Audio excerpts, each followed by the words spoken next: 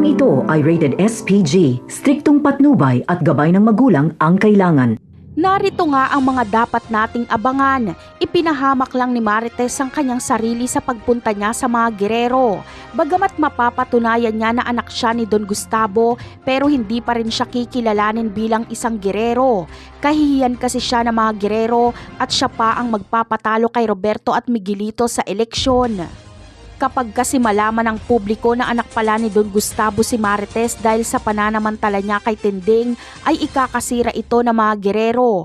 Kaya sisiguraduhin ni Roberto na hindi lumabas ang sikretong ito. At ang naiisip niya lang na paraan ay iligpit si Marites. Nakinig na lang sana si Marites kay Tinding na itago na lang ang kanyang pagkakakilanlan at hindi na sana ito mangyayari pa. Ngunit sino nga ba ang mananalo bilang mayor? Walang iba kundi si Tanggol. Kaya ang mga gerero ay magtatago na lang dahil uungkatin ni Tanggol ang kanilang korupsyon at tutugisin sila ng kapulisan, lalong-lalo na si Roberto.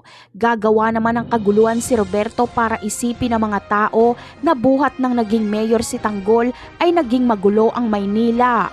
Magiging terorista itong si Roberto. Siya ang magpupondo sa Red Phoenix para magpasabog sa iba't ibang lugar. Habang si Tanggol naman ay ipagkakatiwala kay Rigor ang pagtugis kila Roberto at sa Red Phoenix. Kaya kulungan ang bagsak ni Lucio. Si Rigor ang makakahuli sa kanya.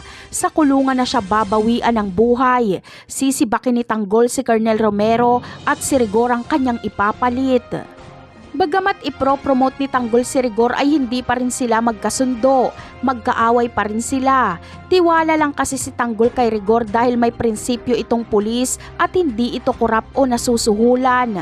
Habang si Rigor naman ay tatanggapin ng promosyon dahil alam niyang deserve niya ito. Pero hindi ibig sabihin nito ay tauhan na siya ni Tanggol. Pati umano si Tanggol ay aarestuhin kapag may ginawa itong krimen. Napakarami pa nating dapat abangan sa mga susunod na episode. Paalam!